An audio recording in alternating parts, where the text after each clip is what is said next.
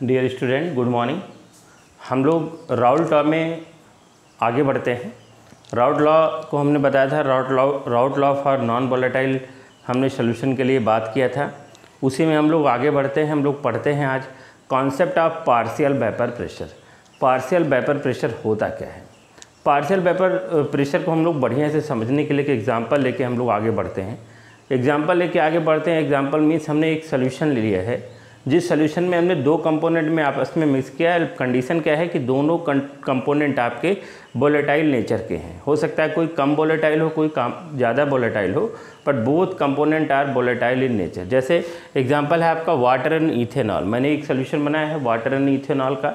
दोनों अपनी अपनी जगह पे एक सॉल्वेंट है, बट सोल्यूशन में मिलाने के बाद कोई एक आपका सॉल्यूट हो जाएगा, दूसरा आपका क्या हो जाएगा, सॉल्वेंट हो जाएगा। But both are volatile in nature. अगर हम देखते हैं, बट इन दोनों में अगर हम कंपेयर करते हैं वाटर एंड इथेनॉल में, both are form vapour at room temperature.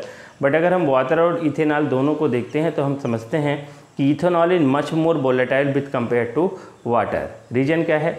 Ethanol के बीच में जो हाइड्रोजन बॉन्ड बनाने की कैपेबिलिटी है वो वाटर के कंपेयर में क्या है, आपका कम है।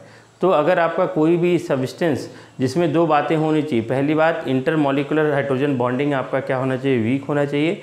दूसरा उसका मॉलिक्यूलर मास कम होना चाहिए। बट अगर हम इथेनॉल और वाटर में देखेंगे तो वाटर का मॉलिक्यूलर मास तो कम है, लेकिन वाटर में आपका इंटरमॉलिक्यूलर हाइड्रोजन बॉन्ड ज़्यादा बनता है विद कंपेयर टू इथेनॉल। इसीलिए हम इथेनॉल को क्या कहते हैं, ethanol is more volatile than water. तो इस तरह से आपका इथेनॉल वोलेटाइल हो जाएगा और वाटर आपका नॉन वोलेटाइल हो जाएगा। इसी तरह से हमने एक एग्जाम्पल लिया है, एक मिक्सचर बनाया है हेक्सेन एंड हेप्टेन का। तो हमने इस तरह से बात कर रखी है, अगर हम वाटर को कंपोनेंट ए कहते हैं और इथेनॉल को कंपोनेंट बी कहते हैं, तो हम आपको पता है कि वाटर के कंपेयर में इथेनॉल का वोलेटाइल नेचर बहुत ज़्यादा है। इसका मतलब B is more volatile than A, ethanol is more volatile than A. अब मैंने क्या कंडीशन उसी तरह से लिया है कि हमने क्या लिया है कि आपका प्योर वोलेटाइल सॉल्वेंट लिया है। इस प्योर वोलेटाइल सॉल्वेंट का हमने एक क्लोज कंटेनर में रखा। क्लोज कंटेनर में रखेंगे तो वेपर बनाएंगे और एक वेपर प्रेशर एग्जर्ट करेगा। तो उस प्योर वोलेटाइल सॉल्वेंट ए का जो वेपर प्रेशर आएगा वो PA0 आएगा। इसी तरह से हमने प्योर वोलेटाइल सॉल्वेंट आपका दूसरा लिया बी। प्योर वोलेटाइल सॉल्वेंट जो लिया है बी, उसका अगर हम बात करेंगे तो वो भी आपके क्लोज कंटेनर में रखने के बाद जो वेपर बनाएंगे उसका वेपर प्रेशर आएगा, जिसको हम लोग क्या कहते हैं, PB0। अब क्या कंडीशन मैंने कहा कि A and B are mix together. आपने ए और बी को आपस में मिक्स किया है, तो आपको पता है कि ए का वोलेटाइल नेचर कम है और बी का वोलेटाइल नेचर ज़्यादा है। तो कंडीशन पहला हम लोग समझते हैं, अगर हम किसी भी लेस वोलेटाइल कंपोनेंट में मोर वोलेटाइल कंपोनेंट को मिलाते हैं तो वेपर प्रेशर सोल्यूशन का क्या हो जाएगा, बढ़ जाएगा। रीज़न है बढ़ने का, क्योंकि जब वोलेटाइल कंपोनेंट ज़्यादा वोलेटाइल कंपोनेंट को मिलाओगे तो वेपर का ज़्यादा फॉर्मेशन होगा। If the more vapour formation will be more vapour pressure. तो अगर कंडीशन क्या है कि if more volatile component mix in less volatile component, the vapor pressure of solution will high। Vapour pressure of solution क्या होगा, आपका मोर होगा, ज़्यादा होगा। बट अगर हम इसका उल्टा करते हैं कि हमने क्या लिया है, इफ़ मोर वोलेटाइल कंपोनेंट में, अगर ज़्यादा वोलेटाइल कंपोनेंट में लेस वोलेटाइल कंपोनेंट को मिलाते हैं तो सोल्यूशन का वेपर प्रेशर क्या हो जाएगा, कम हो जाएगा। तो ये बात तो आपको समझ में आ ही गया होगा। अब उस तरह से हम देखते हैं कि both A and B mix together. A और बी को आपस में मिला दिया। इस डायग्राम को बढ़िया से देखिए, तो जो वेपर प्रेशर आएगा, जो वेपर बनेंगे उसमें ए और बी दोनों के वेपर रहेंगे। क्योंकि बी का जो वोलेटाइल नेचर वो ज़्यादा है, तो सरफेस पे सोल्यूशन में बी के कंपोनेंट ज़्यादा होंगे और ए के कंपोनेंट क्या होंगे, आपके कम होंगे। इस तरह से आपका ज़्यादा सोल्यूशन में जो कंपोनेंट है ज़्यादा वेपर का फॉर्मेशन करेंगे तो रिजल्टेंट वेपर का अमाउंट क्या हो जाएगा, बढ़ जाएगा। और अगर क्लोज कंटेनर में वेपर के अमाउंट बढ़ जाएगा तो वेपर प्रेशर भी क्या हो जाएगा, बढ़ जाएगा। तो इस तरह से वेपर प्रेशर हुआ सोल्यूशन का, जिसमें अगर टोटल वेपर प्रेशर आप सोल्यूशन कहते हैं तो vapour pressure of A and vapour pressure of B. अगर ए और बी में से किसी एक को सोल्यूशन में, इंडिविजुअल नहीं, किसी भी सोल्यूशन में किसी एक कंपोनेंट के अगर हम वेपर प्रेशर की बात करेंगे, किसी भी एक कंपोनेंट के वेपर प्रेशर की बात करेंगे तो उस वेपर प्रेशर को हम लोग पार्शियल वेपर प्रेशर कहते हैं। फिर से मैं बताता हूँ, अगर मैंने एक सोल्यूशन बनाया है और सोल्यूशन में दो कंपोनेंट हैं, तीन कंपोनेंट है, चार कंपोनेंट है, चारों के चारों वोलेटाइल नेचर हैं, तो अगर हम चारों के वेपर प्रेशर को ऐड करेंगे तो सोल्यूशन का वेपर प्रेशर होगा। लेकिन अगर चारों को एक दूसरे के रिस्पेक्ट में वेपर प्रेशर को पढ़ेंगे तो वहाँ वेपर प्रेशर टर्म यूज़ नहीं करते, वहाँ एक का वेपर प्रेशर दूसरे के रिस्पेक्ट में पार्शियल वेपर प्रेशर कहलाता है। होपफुली समझ में आया होगा। अगर आप देखेंगे यहाँ मैंने लिखा है more volatile substance add the resultant vapour pressure क्या हो जाएगा आपका, इंक्रीज कर जाएगा।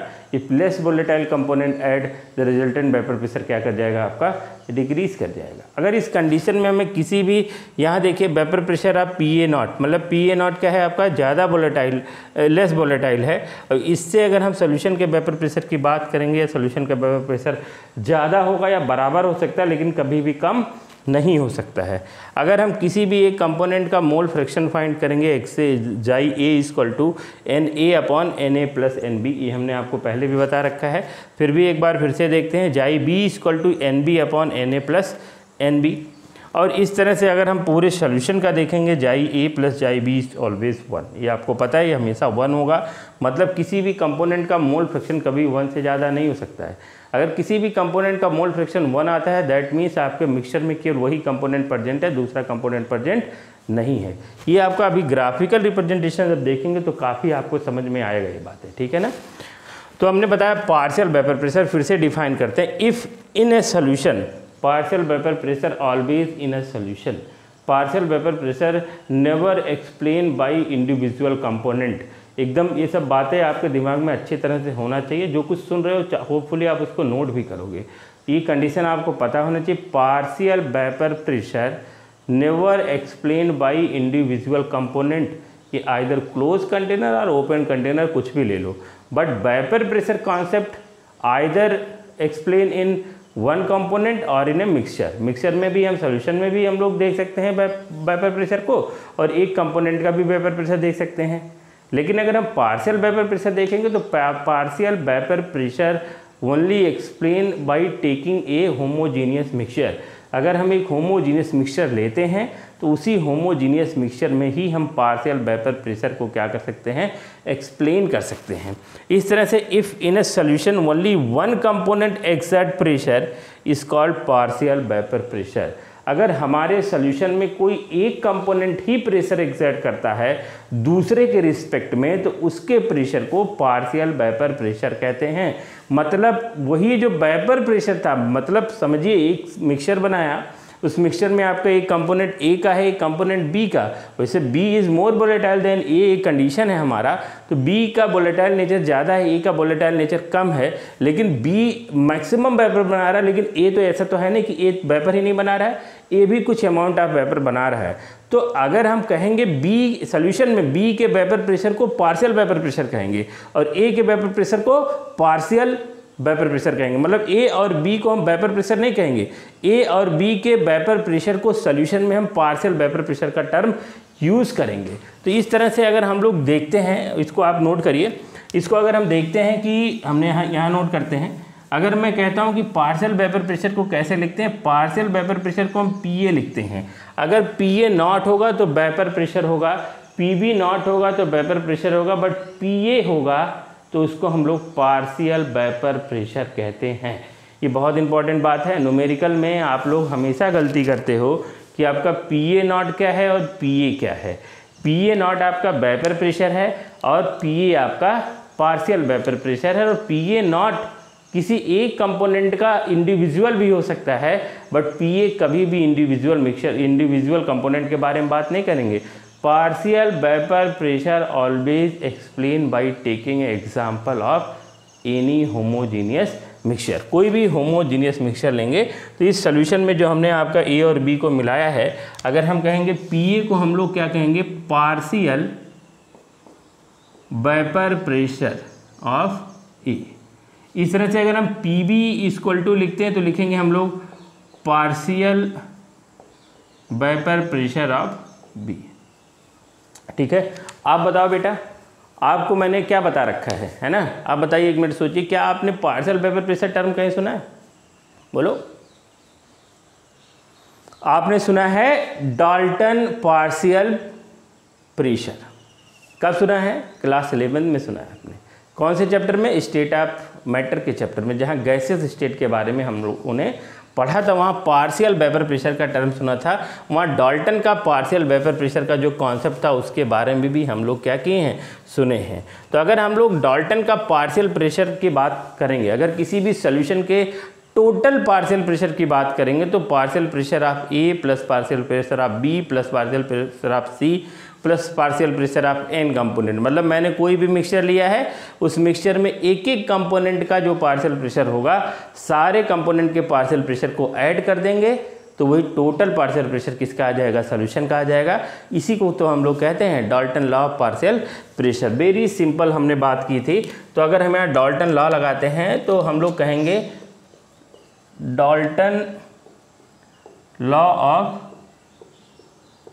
Partial pressure. अगर हम लोग देखेंगे Dalton law of partial pressure तो partial pressure of solution P S equal to P A plus P B, P A plus P B, यहाँ पी टोटल लिखते हैं हम लोग, P total equal to P A plus P B. यहाँ P A क्या है, यहाँ P ए है पार्शियल प्रेशर ऑफ ए और यहाँ पी बी क्या है, पार्शियल प्रेशर ऑफ बी।